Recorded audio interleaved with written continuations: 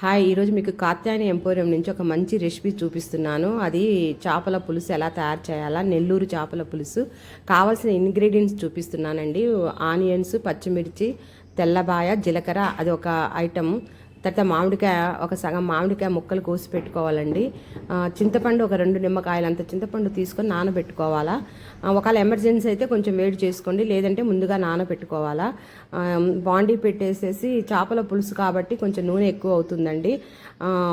నూనె వేసేసి కొంచెం వేడి అయిన తర్వాత ఫస్ట్ మనము ఈ నూనె వేడైనాక కొన్ని మెంతులు వేయాలండి. ఒక 1/2 స్పూన్ మెంతులు వేస్తే మంచి స్మెల్ వస్తుంది.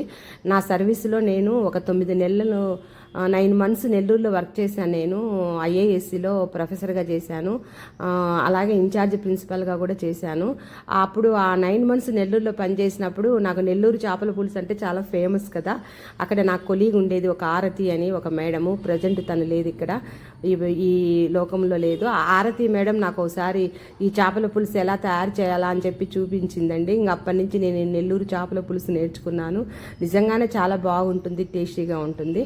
నూనె వేడి అయిపోతాను, అలా మెంతులు వేసిన వెంటనే మనము ఇందాక మీకు ఇంగ్రీడియంట్స్ చూపించాను కదండి.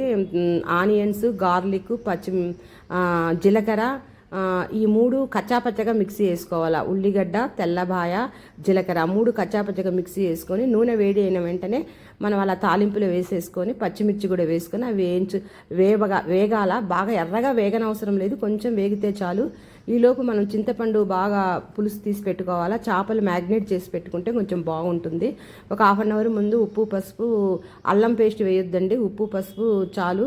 కారం వేసి మ్యాగ్నేట్ చేసుకోవాలా. ఈ ఇంగ్రీడియంట్స్ చూడండి: ధనియాలు, జీలకర్ర, కొంచెం మెంతులు, ఆవాలు, 4 ఇంగ్రీడియంట్స్ కొంచెం దోరగా వేయించి చూడండి. ధనియాలు, జీలకర్ర, ధనియాలు ఒక 2 స్పూన్లు, జీలకర్ర 1 స్పూను, ఆవాలు అయితే ఒక 1/2 స్పూను, మెంతులు ఒక 1/2 స్పూను వేయించి వాటిని దోరగా వేయించి పెద్దగా పౌడర్ చేసి పెట్టుకోవాలండి.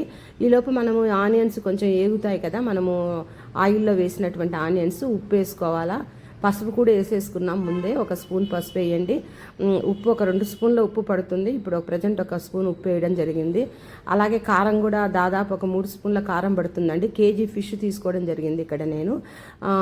కాబట్టి ఉప్పు, కారం, పసుపు ఈ 3 కూడా తాలింపులో వేసి ఫస్ట్ కొంచెం మనం అలా కలయబెట్టాలా. అలా కొంచెం సేపు అలా ఉండిన వెంటనే మనం ఆల్రెడీ చేపల పులుసుకు చింతపండు మెయిన్ కాబట్టి చింతపండు పులుసు తీసి పెట్టుకొని ఉంటాం కదండి. ఈ తాలింపులో ఆ చింతపండు పులుసు వేయాల. ఈ నెల్లూరు చేపల పులుసులో స్పెషల్ ఇంగ్రీడియంట్ ఏంటంటే మామిడికాయ ముక్కలండి. తర్వాత వాళ్ళు అల్లం వేయరండి నెల్లూరు వాళ్ళు. అలా మనం తీసుకున్న చింతపండు పులుసును చింతపండు పడకుండా చిక్కగా పులుసు మనము పిండుకోవాలండి. మనకు దాదాపు ముక్కలు మునగాల.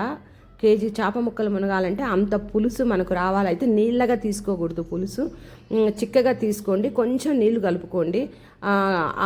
ఎక్కువ నీళ్లు కలిపి నీళ్ళగా చేసుకుంటే టేస్ట్ రాదు చేపల పులుసు. చూడండి, నేను అసలు ఇప్పుడు ఏం నీళ్లు కలపకుండా చేపల పులుసు వేసాను, చిక్కగా ఉంది. కాబట్టి మనకి ఇంకా కొంచెం పులుసు కావాలా. కేజీ ఫిష్, కొంతమంది ఇంకా ఇంట్లో మెంబర్స్ ఎక్కువ ఉన్నారనుకోండి, కొంచెం నీళ్లు కలపాలా. పులుసు రావాలి కదా, చేపతో పాటు పులుసు అన్నంలో వేసుకోవాలంటే కొంచెం మామూలు నీళ్ళు కూడా అదే చింతపండులో వేసేసి లైట్గా ఆ నీళ్ళు కూడా ఇందులో పోసేసుకొని చేపలు మునిగే అంతలాగా మనం పులుసు రెడీ చేసుకోవాలా. ఈ పులుసును ముందు మనము మూత పెట్టేసేసి కొంచెం ఉడకనివ్వాలి. ఉడికి నూనె పైకి తేలుతుందండి. ఈ చేపల పులుసు బాగా ఉడికిన తర్వాత నూనె పైకి తేలుతుంది. ఇంకా అంతవరకు మనం దాన్ని ఏం చేయకూడదు, మూత పెట్టేసేసి కొంచెం సేపు ఒక 5 నిమిషాలు చాలండి. చేపల పులుసు నూనె పైకి తేలుతుంది. పైకి తేలిన తర్వాత చూడండి, ఈ చేపల ముక్కలతో పాటు మామిడికాయ ముక్కలు అన్నీ కూడా ఆ చేపల పులుసులో వేసేయాలి. చేపల ముక్కలు, మామిడికాయ ముక్కలు, పచ్చి ముక్కలు చూడండి. ఆ పులుసు కొంచెం నూనె తేలిన వెంటనే అవన్నీ వేసేసి అలా మూత పెట్టేసేస్తే చూడండి అలా ఉడుకుతూ ఉంటుంది. ఒక ఉడికిన తర్వాత మనకు నూనె కొంచెం పైకి తేలింది కూడా. అప్పుడు మనం ఇంతకు ముందు చూపించిన ఇంగ్రీడియంట్స్ ఉన్నాయి కదండి: ధనియాలు, జీలకర్ర, కొంచెం మెంతులు, ఒక 1/2 స్పూన్ ఆవాలు, 4 ఐటమ్స్ అండి. దూరగా వేయించుకొని మంచి స్మెల్ రావాలి వేయించేటప్పుడు. వాటిని మిక్సీ కానీ రోట్లో కానీ మెత్త పౌడర్ చేసుకొని ఒక ఉడికిన తర్వాత ఆ పౌడర్ మొత్తం ఈ చేపల పులుసులో వేసేసేయాలి. వేసి గరిటె పెట్టకూడదండి, కొత్తిమీర కూడా వేసేసుకోవాలా. గరిటె పెట్టకుండా ఈ చేపల పులుసును మనం చేతితో తిప్పాలండి.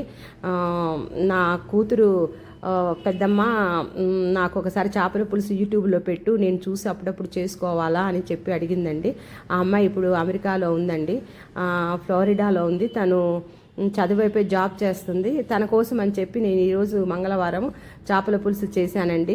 యూట్యూబ్లో పెడితే తను కావాల్సినప్పుడు చూసుకొని చేసుకుంటాననిందండి. కాబట్టి గరిటె పెట్టకుండా చేపల పులుసుని మనం ఈ రకంగా తిప్పాలి అంతేను. ఎప్పుడు గరిటె పెట్టకూడదు. ఒకసారి ఉప్పు కారం సరిపోయిందా లేదని టేస్ట్ చూసుకోవాలా. ఇప్పుడు ఇంకా అన్నీ వేసేసాము, అల్లం మాత్రం వేయలేదు చూడండి. పౌడర్ వేసాము, తర్వాత ఫస్ట్ మనం ఆనియన్ కచ్చాపచ్చగా చేసుకునేది వేసాము, అంతవరకే, ఇంకేమీ వేయక్కర్లేదు.